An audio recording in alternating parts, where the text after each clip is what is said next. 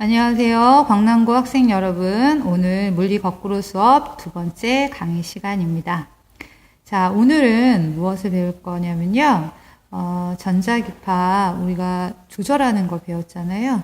그래서 특정 전자기파를 우리가 받을 수도 있고 보낼 수도 있다라는 걸 배웠는데 실제로 특정한 전자기파를 보내서 우리 가정에서 그것을 수신하는 전체적인 과정을 한번 보도록 할 거고요. 그 과정에서 전자기파 송수신하는 과정에서 어떤 그냥 보내는 게 아니라 전기신호를 그냥 보내는 게 아니라 어떤 교류신호에 첨가해서 보내는데 그 첨가하는 방식 두 가지를 배우도록 할 거고요. 마지막으로 무선으로 직접 접촉하지 않아도 전자기파 공명을 이용해서 무선으로 어떤 정보를 읽어드리는 그런 방법 중에 하나인 RFID라고 하는 무선 통신 방법의 구조와 원리에 대해서 배워보도록 하겠습니다. 우선 첫 번째 이제 특정 전자기파를 보내거나 받는 전체적인 과정을 보도록 할 텐데요. 여기 나와 있는 그림은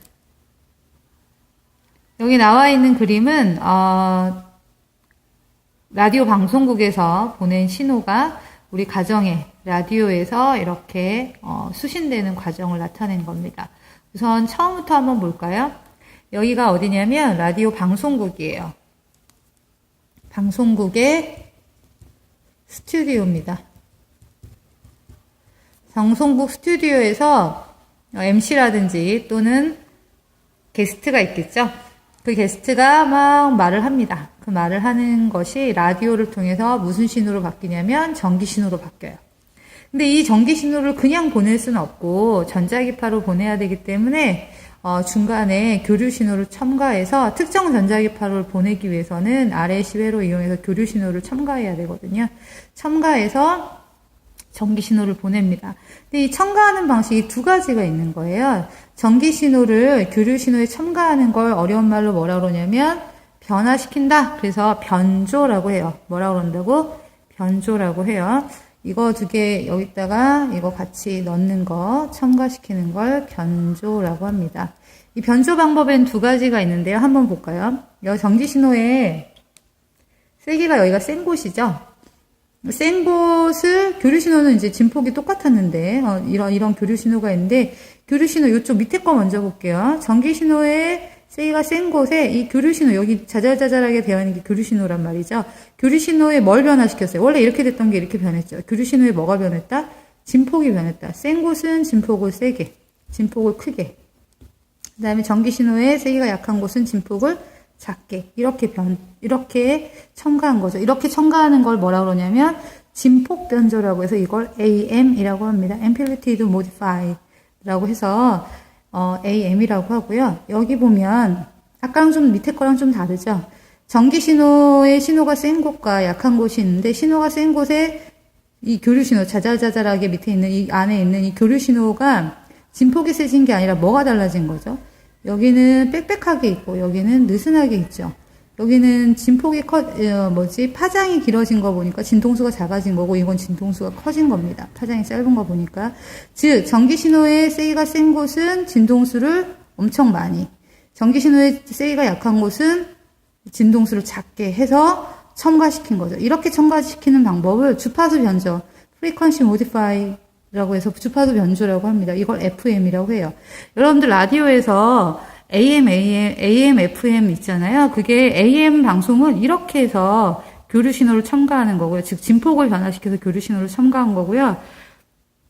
FM은 교류 신호의 진동수를 변화시켜서 세기가 센 곳은 진동수를 크게, 세기가 약한 곳은 진동수를 작게 해서 첨가해서 변조시켜서 전기 신호를 보내는 겁니다. 그래서 이거를 안테나를 통해서 이렇게 보냅니다. 전자기파로 보내요. 근데 특정한 전자기파만 예를 들어서 MBC 같은 경우는 95.9 이렇게 95.9 메가헤르츠 이런 해당하는 진동수를 해서 보냅니다. 그 방송국에 여기서 나오는 여러 가지 것들을 여기서 보내요. 보내면 근데 이렇게 특정하게 보내려면 그 방송국 회로에도 뭐가 있어야 된다? RLC 저항, 그 다음에 코일, 그 다음에 코일, 축전기 이것들이 있어서 특정한 고유 진동수 또는 공진 주파수 또는 공명 진동수 이걸 해서 보내죠. 보내면 이제 가정에서는 안테나를 통해서 이걸 받는데 특별히 안테나에서 요 안에 라디오 안에도 무슨 회로가 있다? RLC 회로가 있고 여기서 L과 C를 이용해서 뭘 변화시킬 수 있다? 공진 주파수를 변화시킬 수 있다. 공진 주파수 식이 어떻게 되니까 2파이 루트 LC분의 1이 되니까 L과 C를 이용해서 얘를 변화시킬 수 있죠. 만약에 95.9를 들었다가 95.9MHz를 들었다가 93.1MHz를 듣고 싶다. 그럼 얘를 어떻게 하면 될까요? 고유진동수가 줄어들었죠? 그러면 L과 C를 어떻게 하면 된다? 늘리면 된다. 근데 실제로 라디오에는 사실은 L을 변화시키는 것보다 주파수를 변화시킬 때는 C를 변화시키는 경우가 많습니다. 즉 축전기를 원형으로 꼬아놔요. 원형 축전기를 이렇게 꼬아놔서 얘를 조절해서 이렇게 풀 수가 있어요. 원형 축전기를. 그래서 이게 다섯 개가 겹치게 할 수도 있고, 4개가 겹치게 할 수도 있죠. 그래서 거리랑 이 면적을 조절시켜서 C를 조절하기가 편하거든요. 그래서 C를 조절해서, 여기에 있는 공진주파수를 변화시킵니다. 어쨌든 그래서 여기서 받아요. 받아서 요 안에는 또 무슨 장치가 있어야 되냐면, 여기 안에 이제 전파를 받아가지고, 원래 우리가 받으려고 하는 건 여기 있는 소리로 온 전기 신호인데 전기 신호랑 교류 신호랑 같이 첨가돼서 왔잖아요. 이제 여기서는 우리가 소리를 들으려면 무슨 신호만 빼내야 된다? 전기 신호만 빼내야 된다. 즉 그래서 전파에서 전자기파랑 같이 온 전파에서 전기 신호만 분리하는 거예요. 교류 신호는 없애고 전기 신호만 분리하는 걸 이걸 뭐라고 그러냐면 복조라고 합니다. 복구한다 이런 뜻이에요. 복조라고 합니다. 복조해서 이제 전기 신호를 다시 우리가 음성으로 들어야 되겠죠? 뭘 통해서? 스피커를 통해서 음성으로 듣는다. 이 과정이 방송국에서 내보낸 전파를 가정에서 수신하는 방법입니다. 자, 아시겠죠? 그 다음에 두 번째 가도록 할게요. RFID라고 하는 방식에 대해서 배울 건데 RFID의 대표적인 게 바로 뭐냐면 교통카드입니다. 교통카드는 여러분들이 이 교통카드 인식이 RFID 방식으로 인식이 되는 건데 교통카드에 있는 가격 정보, 즉 돈이 얼마 있는지 그 정보는 어디에 있어요? 여러분들이 들고 다니는 카드에 있어요. 이렇게 정보가 들어가 있는 물체, 우리가 인식하려고 하는 정보가 들어가 있는 물체를 태그라고 합니다. 교통카드처럼. 근데 교통카드를 버스 탈 때 어디다 갖다 대죠? 교통카드 단말기가 있죠. 그 단말기가 바로 뭐냐면 리더입니다. 그 단말기는 버스에선 단말기에 리더랑 그 읽어드리는 태그에 있는 신호를 읽어드린 리더랑 안테나가 같이 달려있는 거예요. 이렇게 달려있죠. 그 다음에 이 교통카드 회사에서는 여기서 읽어드린 거 가지고 어떻게 할까요? 그걸 저장해서 처리해서 이제 돈을 시에서 지원받기도 하고 또는 나중에 어디서 빼내기도 하고 이렇게 해서 저장해 놓는 장치가 있는데 그걸 호스트라고 합니다. 그래서 RFID가 작동하기 위해서는 요 세 개의 구조가 꼭 있어야 돼요. 태그, 리더, 호스트. 태그, 리더, 호스트 요 세 개의 구조가 있어야 되고요. 이게 어떻게 작동되느냐? 교통카드 작동되는 순서를 먼저 볼까요? 태그가 교통카드를 단말기에 대기 전에 단말기에서는 우리 1학년 때도 배웠지만 단말기에서 무슨 신호가 나온다? 전자기파 신호가 나온다. 뭘 통해서? 안테나를 통해서 나와요. 그래서 맨 처음에 이렇게 여기 리더에서 안테나로 신호를 보내요.